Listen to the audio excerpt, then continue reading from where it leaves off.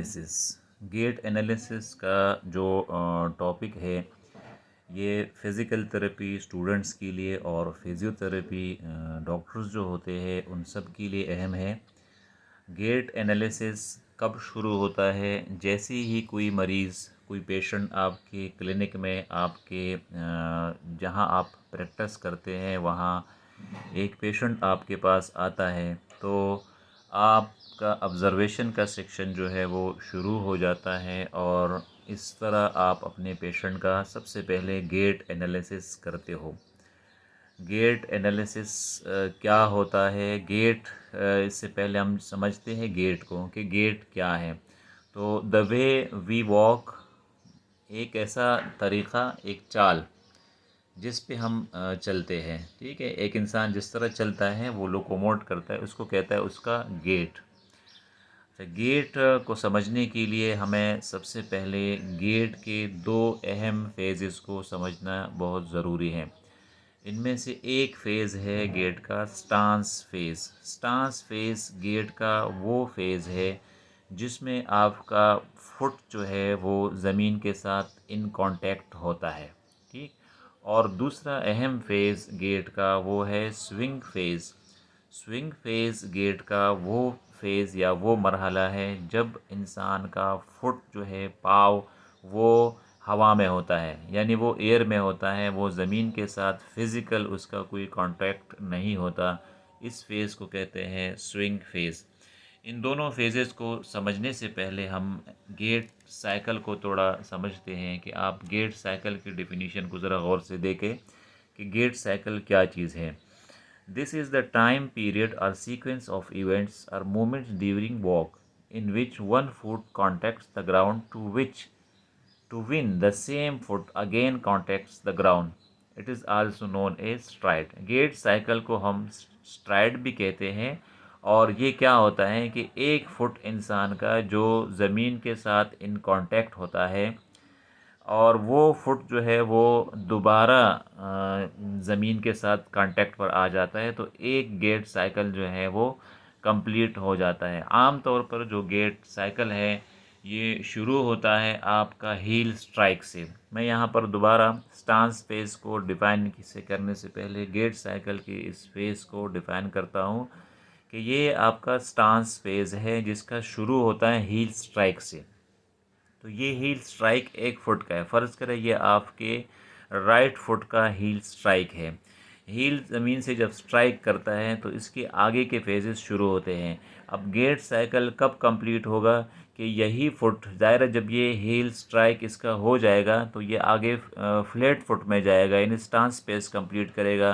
फिर ये swing pace में चला जाएगा और वापस इसी जगह पर आ जाएगा, यानी इस हील स्ट्राइक पर आएगा। तो यही सेम फुट जब दोबारा इसी जगह पर आता है तो इसको कहते हैं आपका एक पूरा गेट साइकिल कंप्लीट हो जाता है। इस दौरान यानी जब आपका एक फुट स्विंग में होता है, स्विंग फेज़ में होता है, तो ज़ाहिर है दूसरा फेज़ अपने स्टांस फेज़ में होता है। और यही पैर जिसका मैं आपसे कहता हूँ कि ये राइट फुट है आपका, तो जब ये राइट फुट स्विंग में चला जाएगा तो दूसरा फेज़ अपना स्टांस फेज़ को एंजॉय करता होगा, यानी कि दोनों फुट साइमल्टेनियसली एक जिसमें एक फुट आपका ग्राउंड पर होता है और दूसरा फुट आपका एयर में होता है। लेकिन एक फुट का हील स्ट्राइक से लेके उसी फुट के दोबारा हील स्ट्राइक तक के पीरियड को हम कहते हैं एक गेट साइकिल। तो गेट साइकिल का डेफिनेशन आपको जानना इंतहाई ज़रूरी है। अच्छा, अब आ जाए कि गेट के अंदर मैंने कहा जैसे आपको कि गेट के दो बड़े फेजेस होते हैं। एक इसमें है स्टांस फेज़। स्टांस फेज़ वो फेज़ है जब फुट ज़मीन पर होता है, foot is on ground during the whole stance phase. अच्छा, ये फेज़ जो है this is 60% of the whole gait cycle. ये 60% होता है स्ट्राइड का। और इसके बाद होता है आपका स्विंग फेज़। स्विंग फेज़ में आपका फुट जो है ये एयर में होता है कंप्लीटली, और ये पीरियड आपका होता है गेट साइकिल का हिस्सा 40% ऑफ द गेट साइकिल होता है। अच्छा, एक गेट साइकिल के दौरान जो है दोनों फुट जो बायलेटरली जो है वो ग्राउंड पर होता है, तो वो कहते हैं कि उनका जो ही स्टांस फेज है बायलेटरल दोनों फुट का, वो है गेट साइकिल का 25%। अच्छा, गेट स्टांस फेज पे आ जाए। स्टांस फेज आपका मैंने कहा कि 60% है। स्टांस फेज की कौन कौन से फेजेस हैं, कौन कौन से इसके पार्ट्स है। हील स्ट्राइक, सबसे पहले हील स्ट्राइक। ये देखिए इस तस्वीर में मैंने आपको दिखाया कि ये आप आ रहे हैं और आपका हील जो है ये ग्राउंड से लग गया, this is your heal strike. Number 2 है फ्लैट फुट। अब हील स्ट्राइक किया तो आपका फुट सीधा ऐसे आ जाएगा, फ्लैट हो जाएगा, और फ्लैटने के बाद जब दूसरा फाव इसके बिल्कुल करीब आ जाएगा, ये फ्लैट ही होगा, तो उसको बोलते हैं mid stance. This is the third part of the stance phase. और जब ये पाव जो है मिड स्टांस पे होगा तो इसका अगला फेज़ आएगा, यानी टो ऑफ। जब आप टो ऑफ या पुश ऑफ करते हो, टो अभी ऑफ नहीं, पुश ऑफ करते हो, यानी टोज अभी ग्राउंड पर है और आप पुश करने लगे हो, तो इसको बोलते हैं टो ऑफ या पुश ऑफ, इसको कहते हैं। अच्छा, ये पुश ऑफ जो है और ये पूरा पीरियड जो है, दिस इज़ ये स्टांस स्पेस कहलाता है, और ये 60% of the whole gait cycle होता है। अब आ जाए आपका स्विंग फेज़। स्विंग फेज़ आपके 3 हिस्सों पर मुश्तमिल है। इसमें सबसे पहला हिस्सा है एक्सेलरेशन, दूसरा है मिड स्विंग और तीसरा है डिक्सेलरेशन। डिसेलरेशन या डिक्सेलरेशन कह सकते हैं उसको। एक्सेलरेशन क्या है? एक्सेलरेशन ये है कि आपका फुट ने ग्राउंड छोड़ दिया है और अब वो आगे बढ़ रहा है, यानी उसका जो स्पीड है वो बढ़ रहा है, वेलोसिटी बढ़ रही है, तो एक्सेलरेट हो रहा है। अब आगे इसमें एक टाइम आ गया कि फुट आपका मैक्सिमम हाइट तक पहुंच गया, और ये आपका कहलाया जाएगा मिड स्विंग पोजीशन, चलने में मिड स्विंग पोजीशन। और जब ये दोबारा ये पाव ज़मीन पर आता है तो ये आपका डिसेलरेशन के शक्ल में होता है, और इसके बाद जो अगला फेज़ आएगा वो स्टांस का फेज़ होगा, जो कि ये हील स्ट्राइक पे चला जाएगा। तो ये आपका पूरा स्विंग फेज़ है, acceleration, mid swing and deceleration, और ये पूरी गेट का 40% होता है। अच्छा, गेट में जो बाकी चीज़ें आपको, ये तो आपके फेजेस हो गए, गेट के स्टांस फेज़ और स्विंग फेज़ हो गए 60% और 40%। जो दूसरी चीज़ें जो गेट के समझने के लिए ज़रूरी होते हैं, उसमें एक है आपका विड्थ, यानी गेट के दौरान विड्थ कितना होना चाहिए। 2 to 4 इंचज़ कहते हैं कि गेट का जो विड्थ है वो नॉर्मल तस्वर किया जाता है। विड्थ क्या होता है कि एक पाव, आप इसके लिए तरीका ये होता है कि जो ओल्ड तरीका था, आजकल तो आप वीडियो से कर सकते हो। इसका तरीका ये है कि पाव पर कुछ स्याही वगैरह मली जाती है और उसको फर्श पर जाने को कहा जाता है। तो एक फुट जैसे यहाँ पे रखा, और दूसरा फुट यहाँ पे रखा, और तीसरा फुट यहाँ पे रखा, फिर इसको अलाइन करते हैं, इसे एक लाइन से मिला लेते हैं, और इसको भी एक लाइन से मिला लेते हैं ये। और ये जो लेंथ आपका आ रहा है, this is called width of your gait cycle. तो ये विड्थ जो है ये 2 to 4 इंचज़ नॉर्मल है। अगर इससे ज़्यादा विड्थ आ रहा है तो आप एनालाइज़ करें कि आपके गेट के साथ कोई मसला है, आपके पेशेंट के अंदर कोई पैथोलॉजी है जिसमें गेट जो है वो विड्थ 5 इंचज़ शो हो रहा है, या 6 इंचज़ शो हो रहा है, या 2 इंचज़ से कम शो हो रहा है, तो there is some problem with the patient and कोई पैथोलॉजी है। अच्छा, नी जॉइंट पर आ जाए कि नी जॉइंट का गेट के अंदर क्या रोल है।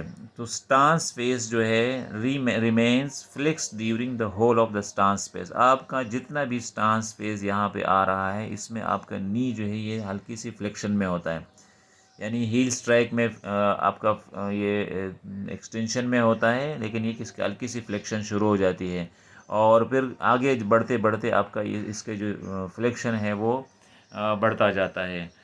तो नी जॉइंट जो है फुली ये आपकी फ्लेक्शन में होती है, और ये फ्लेक्शन जो है ये 40 डिग्री तक चला जाता है ड्यूरिंग द स्टांस फेज।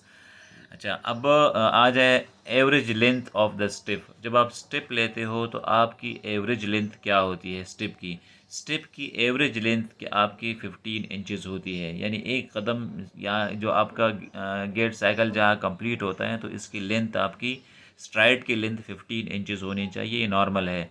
इससे ऊपर नीचे है तो फिर आपके पेशेंट में कोई पैथोलॉजी है, कोई मसला है।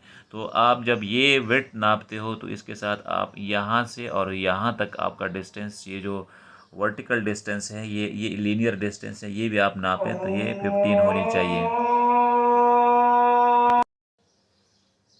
अच्छा, ये तो हो गए आपके जो नॉर्मल गेट पैटर्न था, जिसमें 15 इंचज़ इसकी स्ट्राइड की लेंथ होनी चाहिए, 2 to 4 इंचज़ इसकी विड्थ होनी चाहिए, नी जॉइंट स्टांस फेज में आपका फ्लेक्स्ड पोजीशन में होता है। अब आ जाए आपके एबनॉर्मल गेट पैटर्न पे कि एबनॉर्मल गेट पैटर्न कौन कौन से होते हैं। तो जब हम गेट को चेक करते हैं, इसमें आपका एक एबनॉर्मल गेट पैटर्न है एंटाल्जिक गेट। एंटाल्जिक गेट क्या होता है? ये स्टांस स्पेस में आपको इसका पता चलता है। स्टांस स्पेस जब शॉर्ट हो जाएगा तो इसमें ये आपका गेट पैटर्न होता है एंटाल्जिक गेट। एंटाल्जिक गेट क्या होते हैं कि पाँव रखने से उसमें दर्द होता है ज़मीन पे, तो वो क्या हो जाता है कि स्टांस स्पेस शॉर्ट कर देता है, फुट रखता है और फ़ौरन उसको वापस उठा लेता है। तो शॉर्ट स्टांस स्पेस इसकी निशानी है एंटाल्जिक गेट की।